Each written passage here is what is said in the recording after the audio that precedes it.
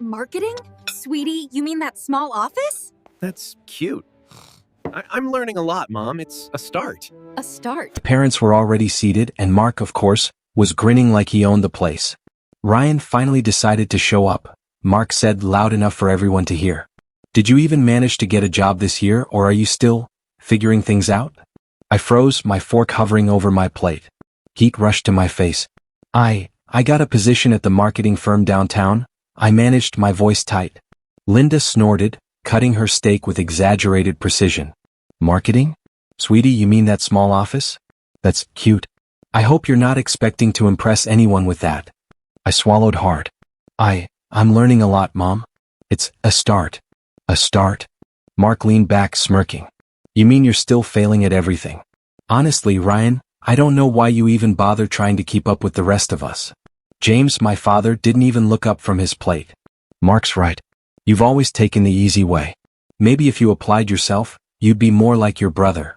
I felt my chest tighten like someone had slammed a fist into it. I'm doing my best," I whispered, barely audible. "Oh, Ryan, your best is so predictable," Linda said, laughing. "Remember your high school science project? You didn't even place. I don't see much change now." I clenched my fists under the table, nails digging into my palms. Emily, sitting beside me, gave me a quick, sympathetic glance. Her eyes begged me not to crumble, but the words stung too deeply. Mark leaned in, his grin wide and cruel. "And your apartment? Still tiny, still barely furnished. I saw the pictures on Instagram. Man, you really are hopeless." I opened my mouth, but nothing came out. The room felt like it had shrunk, each laugh and whisper piercing me. I've been saving," I finally said, my voice trembling. "I plan to." "To what? Get a bigger place you can barely afford?" "Pathetic," Linda interrupted sharply. "You need to think bigger, Ryan. Or maybe you'll always be this." She gestured at me like I was a joke. Emily reached out, brushing my hand lightly. "Ignore them, Ryan. You're better than this." I shook my head, hating that I needed her reassurance. I just wanted tonight to be different." Mark snorted. "Different? Yeah, the night's different, all right. Everyone's watching you flail while we actually succeed. Classic." James chuckled quietly, finally looking at me. "You've always been soft, Ryan. Soft and slow. Maybe one day you'll understand what it means to be a Parker." The words felt like knives twisting in my chest. I wanted to yell, to storm out, to make them see what they were doing, but I sat frozen. My pride had been shredded in front of the entire room. Emily leaned closer, whispering, "Don't let them see you break. Not tonight." I forced a smile that felt like a mask glued to my face. "Thanks, Em. I just need a minute." After dinner, I excused myself, retreating to my old bedroom. I slammed the door shut and sank onto the bed, staring at the ceiling. Every insult replayed in my mind. Every laugh, every jab, every disappointment etched itself into me. I hugged my knees and whispered to the empty room, one day I'll show them what they lost." The anger simmered under my shame, coiling into something dangerous and determined. I didn't know when or how, but I knew I couldn't stay powerless forever. Tonight wasn't just humiliation, it was the beginning of something else. Something they couldn't take from me. I couldn't believe the email sitting in my inbox. My hands were shaking as I stared at the rejection notice from the marketing scholarship I had worked months to secure. "This can't be real," I muttered, my voice barely above a whisper. Emily leaned over my shoulder. "What is it, Ryan?" "Another application." I swallowed hard. The Hamilton Marketing Scholarship. I thought I had it. I worked so hard." Emily frowned. "It's okay, Ryan. Sometimes these things happen. Maybe it just wasn't meant to be." I laughed, but it was bitter. Not meant to be? I checked everything, followed every guideline. And yet, I still failed. Emily's hand landed on my arm. "Hey, don't give up. There's always another way." I shook my head, my stomach twisting. "No, it's not random." I slammed my laptop shut. "Mark, he must have done something." Emily blinked. "Mark? Ryan, you can't just assume." "No, Emily. I know him. He's always been sneaky. Always trying to make me look bad." I clenched my fist. "He probably called them, complained, said I wasn't serious enough. He wants me to fail." Emily bit her lip, hesitant. "Ryan, if that's true, it's awful. But you can't." I shook my head violently. "I can't ignore it. He always gets away with this. And Mom and Dad, they'll just side with him." I could see it in their eyes later when I confronted them at dinner. Mom, Dad, did Mark interfere with my scholarship? I asked, voice tight. Linda smiled, patronizing as ever. Ryan, what are you talking about? Mark wouldn't do something like that. I swallowed hard. I think he might have. I know he. Oh, Ryan. Always looking for excuses. Maybe you weren't good enough. Maybe you just didn't try hard enough. Linda's words hit me like a punch. James didn't even look at me. You know, Ryan, sometimes life isn't fair. You've got to accept that. I felt my stomach drop. Accept that? Mark sabotaged me and you're just shrugging? Ryan, stop being dramatic, Mark said, lounging on the couch with his arms crossed. You think the world owes you anything? Grow up. I clenched my fists so tight my nails dug into my palms. You did this, didn't you? You ruined my chances. Mark smirked. Ruined? I just pointed out the obvious. You'd fail anyway. Emily grabbed my hand under the table. Ryan, don't let them see you break. They thrive on that. I looked at her, grateful for the one person who believed in me. I don't know what to do anymore. Everything feels stacked against me. Emily's voice was firm. Then fight smarter. Not them. Yourself first.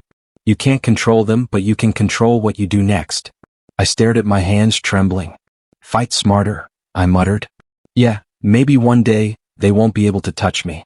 Not like this. Emily smiled softly. I know you can, Ryan. I always have. The room felt colder after that. Mark leaned back, smug like he'd already won. Linda and James exchanged a glance, dismissive, uninterested in my fury. My chest burned with a mixture of shame, anger, and helplessness. That night, lying in bed, I replayed the email, the words of my parents, Mark's smirk. Each detail carved itself into my memory. Every slight, every betrayal, every laugh at my expense fueled something deep inside me. I imagined a version of myself they could never control. A version they couldn't humiliate. A version that could rise above their contempt. And I promised, under the dim light of my bedroom, that I would become that version. One day, they would realize what they lost and I would finally have my victory. I sat on the edge of my bed, suitcase open, clothes folded neatly inside. The room smelled faintly of home, but every corner reminded me of their judgment, their laughter, their contempt. Emily Carter stood in the doorway, her arms crossed, eyes full of worry. Ryan, are you sure about this? I rubbed my face, exhaustion weighing down every muscle. I can't stay here, Emily. I can't keep getting humiliated every single day. I need to do this for me. Emily's voice shook slightly. I know, but leaving like this, it's scary. You'll be alone. I looked at her, guilt twisting in my chest. I know I am. I hate that you're worried about me, Em. I wish things were different. She stepped closer, placing a hand on my shoulder. They're not. But you don't have to do this without support. Promise me you'll be careful. I promise, I said, my voice low, almost a whisper. But I can't stay. Not after everything. Not after Mark, Mom. Dad. Emily's eyes welled up. I hate seeing you like this. I wish I could make them see what they're doing to you. I shook my head, swallowing hard. They won't. They don't care. And I can't change them. I can only change myself. She bit her lip, trying to keep her composure. Then, you'll make them regret it, right? I nodded, feeling a spark of determination ignite inside me. Yes. One day, Em. One day they'll realize what they lost. Emily gave me a small, sad smile. I'll miss you, Ryan. More than I can say. I'll miss you too, I admitted. My throat tightened, but I forced myself to breathe. But this isn't the end, it's the beginning. I zipped the suitcase, each click echoing in the empty room. It felt final, like cutting a thread holding me to the life they controlled. Emily hesitated by the door. Promise me you'll write. Even just a little. I need to know you're okay. I promise, I said again. And Emily, thank you. For being the one person who believed in me when no one else did. She reached out, squeezing my hand briefly. Always, Ryan. Always. The taxi horn blared outside. I picked up my bag, feeling the weight of both belongings and emotions. The hallway felt strange, as if the walls themselves were holding their judgment. Emily followed me to the door. Ryan, be careful out there. And don't forget who you are. Don't let them make you small again. I won't, I said firmly. I won't let them win. Not this time. The door closed behind us, the click reverberating like a bell marking the end of one life and the start of another. Emily waved, tears glistening in her eyes, and I forced a smile in return, even though my heart ached. In the taxi, I stared out the window at the fading streets of home. Every familiar building, every corner of memory, gone in seconds, yet engraved in me. I felt fear, sadness, guilt, but also a flicker of hope, of control, of possibility. I whispered to myself, this is it. This is my chance. No more humiliation. No more powerlessness. I would rebuild. I would grow. I would become someone they could never belittle again. The city lights blurred as we drove, and I let the anger mix with determination, shaping a plan I couldn't yet fully see. But the seed was planted. And this time Ryan Parker wouldn't just survive, he would rise. Tomorrow the unknown awaited. And I was finally ready. I stepped off the bus into the unfamiliar streets of the city, dragging my suitcase and dreams along with me. The buildings loomed overhead, indifferent and cold. This is it, Ryan. No more hiding. No more them, I muttered under my breath, feeling a mix of fear and determination. The first few job interviews were brutal. We're not hiring right now, one manager said, barely looking at my resume. Another shook his head, experience is what counts. Sorry. I left one office feeling hollow, stomach twisting. I can't keep doing this. I can't, I whispered.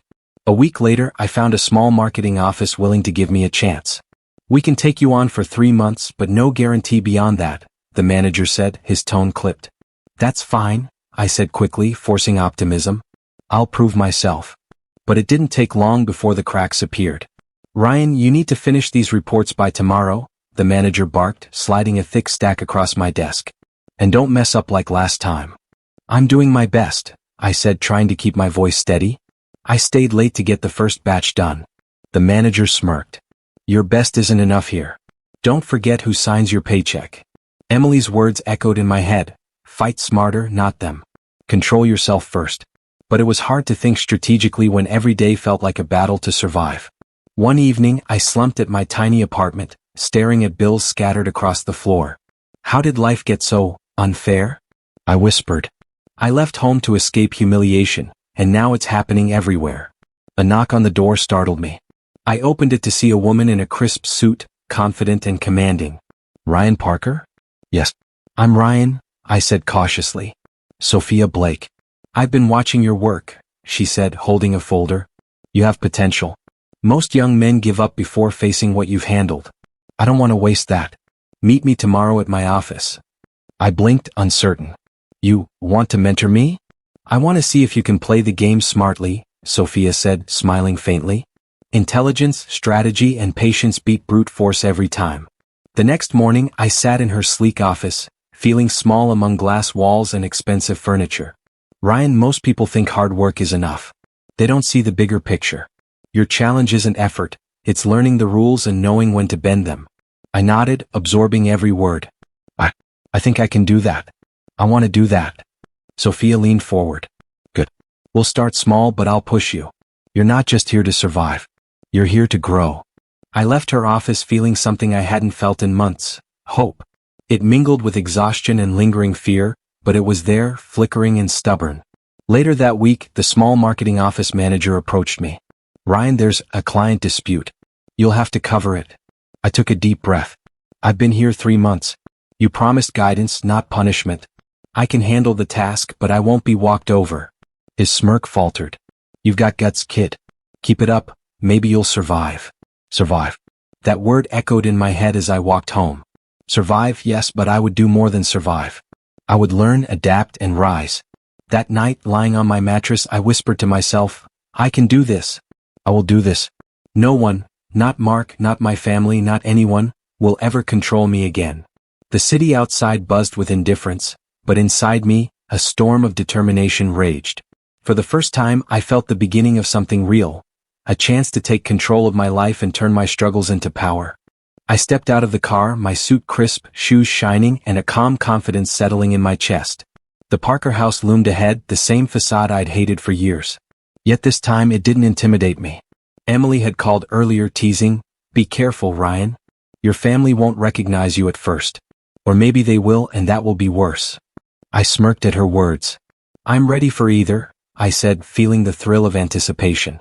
The door opened and my parents' eyes widened slightly. "Ryan? Is that you?" my mother asked, her voice tight.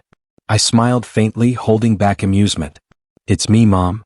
Mark stepped forward, arms crossed, jaw tight. You look different, he said, voice a mix of surprise and skepticism. I laughed softly, the sound measured. I guess time changes people, doesn't it?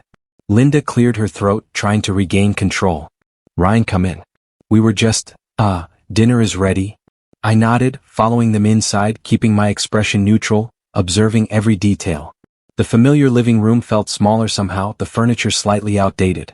My parents hadn't changed much. The pride, the judgment, the superiority, they were all still there. Mark tried to strike a joke as we Saturday. So what, you're some big shot now? I tilted my head, pretending to consider him. Depends on how you define big shot. I'd say I'm finally unburdened. He frowned. Unburdened? What does that even mean?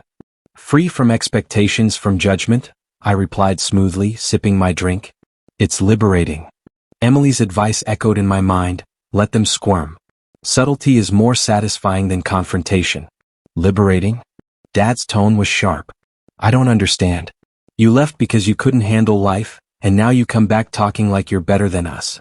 I shrugged, a hint of a smile tugging at my lips. Better? Maybe not. Different?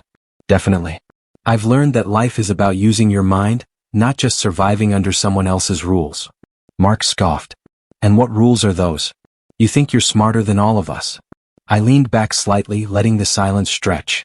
I don't need to prove it. My results speak for themselves. The subtle shift in the room was delicious. Their discomfort, the unspoken acknowledgement that I had changed, felt like a quiet victory. A distant cousin tried to break the tension. Ryan, what have you been doing all these years? I met his gaze evenly. Building a life I control. Rewarding. Different from what I had growing up here. Mark tensed, lips pressed tight. My parents exchanged glances, unease creeping into their expressions. That was enough for now. No shouting, no confrontation, just controlled observation, letting the discomfort settle in. I caught sight of a family photo on the wall. Mark, Dad, Mom, smug smiles frozen in time. I thought about the past, the humiliation, the sabotage, and I felt a quiet satisfaction. Karma, I realized, doesn't always need my interference. It often starts subtly, naturally, as I had seen with Mark's minor struggles in his career. I leaned back, swirling my drink, eyes scanning the room. Funny, I murmured under my breath, how familiar faces can look, so small when you finally see the world differently. Mark muttered something under his breath about my new lifestyle, trying to hide irritation.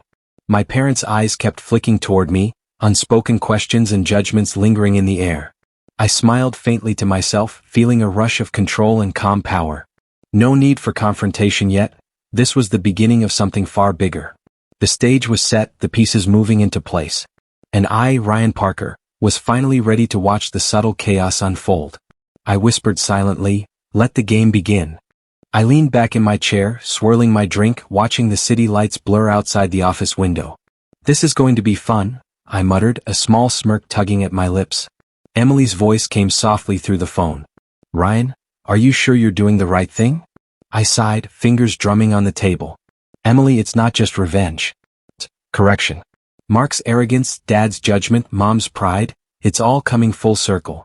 They need to see consequences. Emily hesitated. Just make sure you don't lose yourself in this. You're better than they ever were. Karma works, but only if your mind stays clean. I nodded, running a hand through my hair. I know. It's hard to watch them thrive on ignorance when I know the truth. The next week, I attended a networking dinner, a quiet observer among powerful business figures. Mark Parker, blissfully unaware, was pitching an ambitious project. Our team has everything under control, he boasted loudly. I sipped my wine, pretending interest. Under control, really? I murmured under my breath, noting every flaw, every overconfidence crack he left exposed. A colleague leaned toward me. Ryan, your insight's sharp as always. Care to give advice? I smiled faintly. Just watching patterns. Sometimes the biggest mistakes are obvious if you're paying attention. By subtly questioning Mark's proposals and introducing minor counterpoints to investors, I began creating small disruptions. Nothing overt, just enough that doubts lingered in his audience. Later I called Emily. He didn't notice. Not a single hint. They still think he's untouchable. Emily laughed softly. Good. Subtlety is key. Keep your focus on your growth, Ryan, not just him. I am, I said, though a nagging thought gnawed at me. Am I becoming the same person who hurt me? The next day, my parents visited the office under the guise of a social call. Mark, eager to impress, launched into his usual arrogance. Ryan, you should have seen my presentation yesterday. Investors were blown away. I smiled faintly neutral. I'm sure it was impressive, Mark. I noticed a few minor gaps, though, nothing that couldn't be fixed. Dad's eyes narrowed. Gaps? Ryan, are you implying? I shrugged lightly, keeping my tone measured. Just observations. Things people often overlook when they're overconfident. Mark's face flushed slightly. I didn't think. Mom leaned in, frowning. Ryan, are you trying to undermine your brother? Not at all, I said smoothly. I'm merely highlighting patterns. For everyone's benefit. The subtle tension in the room was intoxicating. They were forced to acknowledge my presence, not just physically but intellectually. A quiet satisfaction warmed me, though I felt Emily's caution echo in my mind. That night, I walked home thinking about the day. Emily, I feel like I'm walking a fine line. Karma feels sweet, but am I crossing a line too? Her voice, gentle yet firm, reminded me. Ryan's satisfaction isn't in making them suffer. It's in knowing you've grown past what hurt you. Focus on your progress. Let consequences follow naturally. I exhaled, letting her words settle. You're right. I need to be patient, precise. Strategy, not emotion. Over the next few weeks, the ripple effect continued. Mark's small mistakes snowballed, investors hesitated, and my parents' unease grew. I remained outwardly composed, watching, learning, refining. Each misstep of his felt like a reflection of my past, and yet I stayed detached. Late at night, I wrote Emily a message. He's falling into the cracks without me lifting a finger. I feel satisfaction, but also something else. Is this really me? Her reply was instant. You're still Ryan. Stay aware. Power isn't revenge, it's mastery of yourself. I stared at the screen, a quiet smile forming. The seeds were planted. Karma wasn't explosive, it was gradual, natural, inevitable. And this time I wasn't just a victim. I was the observer, the strategist, the one in control. I whispered to myself as I looked at the city lights again, let the game unfold. And let me remain the one who grows, not just the one who watches. I scrolled through the morning news, coffee in hand, and almost smiled. Mark Parker's investment project collapses. Major clients pull out. Social backlash intensifies. Emily's message buzzed immediately. Wow, you're witnessing it firsthand. I typed back, fingers still trembling with a mix of satisfaction and an odd hollowness. I am. Karma doesn't need my interference. It just catches up. Later, my father's voice cut sharply across the phone. Ryan, have you seen the news? I leaned back, smiling faintly. Yes, Dad. I saw it. Mark, your brother. I don't understand. He seems so competent. I shrugged, letting a slow, calm tone do the work. Competence isn't always what it seems. Sometimes arrogance blinds you, and others, until the fall is unavoidable. Dad was silent for a moment, clearly unsettled. I can't believe this. Our family, this is embarrassing. I let the words linger. Exactly what I felt years ago. Mark's phone call started soon after. Ryan, can you believe this? I can't figure out what went wrong. I smiled, almost gentle. Mark, sometimes the problem isn't what you're doing, it's how you think you're untouchable. Oversight and arrogance are expensive lessons. Mark's voice cracked. I never thought. How did? I leaned back, swirling my drink. You were careless, Mark. Nothing more, nothing less. Lessons are harsh when you refuse to see them coming. Later that evening, Mom's tone was sharp, a rare edge to her words. Ryan, are you enjoying this too much? I paused, considering. Enjoyment isn't the right word, Mom. Satisfaction, maybe. Recognition that fairness has a way of correcting itself. She huffed. We tried to protect him, guide him, and now this. Do you feel better than him? I shook my head slowly, almost sorrowfully. No. I feel empty in a way. Years of pain, humiliation. And now, even as justice unfolds, it's not the thrill I imagined. It's reflection. I'm different from him. I hope I stay that way. Mark's social circle began to notice his failures. Public whispers, missed meetings, a canceled contract, tiny cracks that spread. Minor public figures commented online, some sympathetic, some gleeful. I watched, calm and detached, noting patterns like I always had. A notification pinged. Emily again. He's unraveling. Are you okay watching this? I typed back. It's strange. Part of me wants to celebrate. Another part just remembers how I felt powerless. I'm glad I didn't stay that person. The irony wasn't lost on me. My parents were forced to witness the same embarrassment they had inflicted on me years ago. Ryan, how did you? Mom whispered, voice tight. I let silence speak. Sometimes no words are more powerful than any explanation.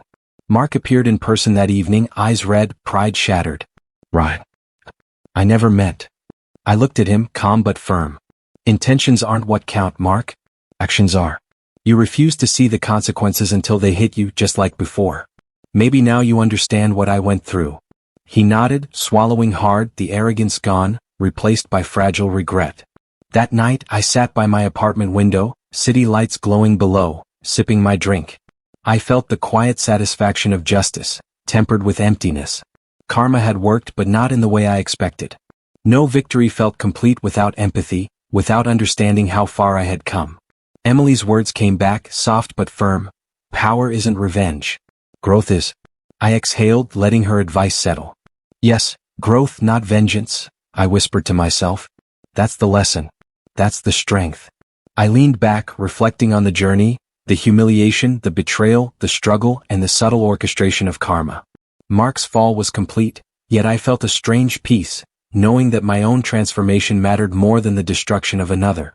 I whispered quietly, almost to the city itself, justice isn't always sweet, but it's real. And I am stronger than I ever was. The knock on my door was firm, insistent. I set my glass down, heart surprisingly steady. Come in, I said. Mark stepped inside, shoulders tense, eyes avoiding mine. Ryan, we need to talk. I gestured to the chair across from me. Then sit. Speak your mind. He swallowed hard, fidgeting. I messed up, Ryan. I sabotaged your opportunities back then. I thought I was smarter, better. I wanted to feel superior. I felt the words settle like lead in the room. You were jealous, I said softly, more statement than question. Mark nodded, eyes wet. Yes, jealousy, stupidity. I never realized how far I'd go, how much pain I'd cause you. I'm sorry. I leaned back, studying him. Sorry doesn't erase years of humiliation, Mark. Years of being ignored, belittled, betrayed by the people I trusted most. He flinched. I know it doesn't. I couldn't face it until now. I had to admit the truth, to you.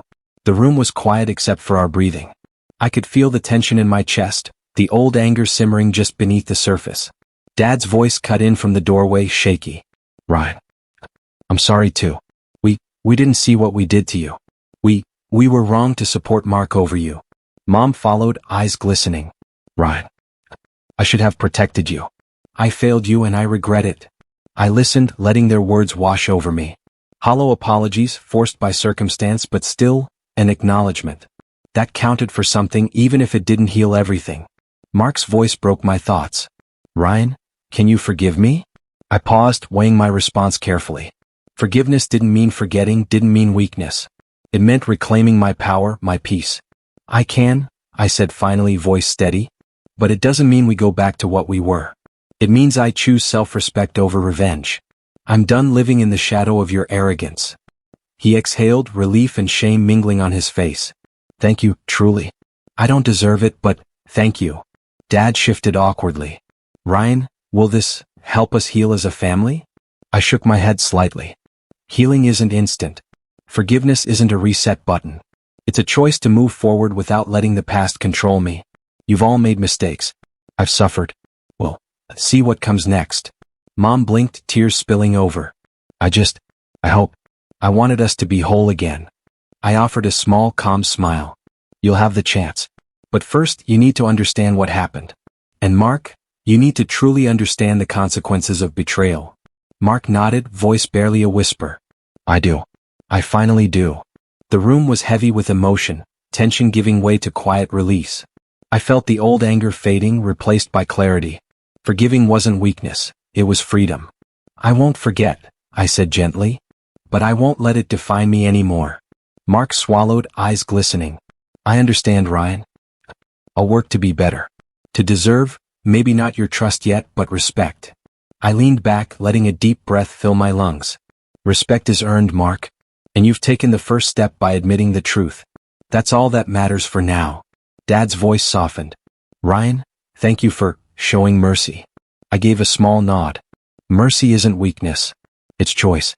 Remember that. The past shaped me, but it won't chain me. And it shouldn't chain you either. Mark nodded, and for the first time in years, I saw a flicker of humility where arrogance once lived. My parents' expressions softened too, though the road ahead remained long. I stood, signaling the end of the conversation. We'll move forward. Carefully. But forward. Mark rose too, lingering for a moment. Ryan, thank you. I gave a calm, steady nod. Be better. That's all I ask. And with that, the weight of the past finally felt lighter. Not gone, not forgotten, but balanced. Forgiveness wasn't an erasure. It was my liberation. The venue was familiar. Soft lights, the hum of conversation, and the faint smell of roasted chicken and fresh flowers. I hadn't come to prove anything this time. I came to observe, to reflect. Emily's hand brushed against mine. Are you ready for this? She asked softly. I smiled, squeezing her hand. I think I'm ready. Not for them, for me. To see how far I've come. We entered together. Mark was already there, laughing at a joke I didn't catch. His arrogance was subdued now, replaced with caution. My parents flitted between relatives, speaking politely, their faces lined with subtle regret. I chuckled quietly. Even time hasn't changed their habits. Emily laughed softly. Some things never do. But you've changed, Ryan. That's what matters. I nodded, letting my gaze wander across the room. Relatives I hadn't seen in years glanced at me, some curious, some wary. I remembered the dinners where I had felt small, humiliated. Now I felt compassionate. Ryan, Emily whispered, they're all part of your story, not your chains. I exhaled slowly. Yes. Every insult, every betrayal, it built this version of me. Resilient, patient, strong. And I don't need approval to validate that. Mark approached cautiously. Ryan, I wanted to say thank you. For forgiving me. For everything. I looked at him, seeing not the arrogant older brother, but a man humbled by his own mistakes. Mark, you had to learn your lessons. I can only hope you grow from them. That's all I ever wanted, for both of us to become better men. He nodded, swallowing hard. I understand. I really do. Mom came over, eyes glistening. Ryan, seeing you now. I feel proud even if I didn't always show it. I gave a calm smile. I appreciate that, Mom. But the pride I feel comes from within. It isn't tied to your approval. It comes from knowing I faced my past and built my future anyway. Dad stepped closer, hesitant. Ryan, I'm sorry for all the times we hurt you. We see now the strength you've gained. I nodded, letting their words wash over me. I forgive you. But not because you asked. It's because I choose to move forward without carrying anger. That's my freedom. Emily leaned against my shoulder. You've found peace, haven't you? I closed my eyes briefly. Yes. Peace, reflection, and pride. Pride in myself, and in what I've achieved despite the obstacles. We walked slowly toward the center of the gathering, observing quietly. Mark was helping a younger cousin with a spilled drink, careful, considerate. My parents laughed softly at a joke from a relative, genuine smiles crossing their faces. I felt no bitterness, just understanding. Ryan, Emily said softly, you've grown so much. Strong, compassionate, unstoppable. I smiled, feeling the warmth of her words. Growth isn't just survival. It's empathy, wisdom, and the ability to let go without losing yourself. Mark glanced at me, a hint of admiration in his eyes. You really have changed. I hope I can reach that someday. You can, I said gently. But only if you face yourself honestly. Don't wait for life to punish you to learn. I stepped outside onto the balcony for a moment, Emily by my side. The night air was crisp, the city lights sprawling endlessly below. I took a deep breath, letting the memories of pain, betrayal, struggle, and triumph settle. Emily squeezed my hand. Your journey, it's beautiful, Ryan. And it's just beginning. I nodded, looking at the skyline. Yes, the past shaped me, but it doesn't define me. The future is mine to create with the people I choose and the life I want. We stood together, watching the city shimmer, hearts light and minds calm. I realized that the closure I had sought all these years wasn't revenge or proof or recognition. It was self-understanding, resilience, and freedom. I whispered softly, almost to myself, this is my life, my story, and I've finally written it on my own terms. Emily rested her head on my shoulder. And you did it beautifully. I smiled, letting the moment linger. Sorrow, relief, pride, they blended into quiet fulfillment. The journey had ended, but the life ahead was vast, bright, and entirely mine. The morning sun spilled across my office, golden light warming the room. Emily sat across from me, sipping coffee, her eyes full of calm and affection. "You really built this," she said softly, glancing around at the sleek furniture, awards on the wall, and the city skyline visible through the floor-to-ceiling windows. "I did," I admitted, leaning back in my chair. "Not for anyone else, not for my family, not for Mark. For me. I wanted a life I could be proud of, one I wouldn't need approval to validate." Emily smiled, a glint of pride in her eyes. "And you succeeded? You're happy?" I chuckled, shaking my head slightly. "Happiness doesn't come from revenge or proving people wrong.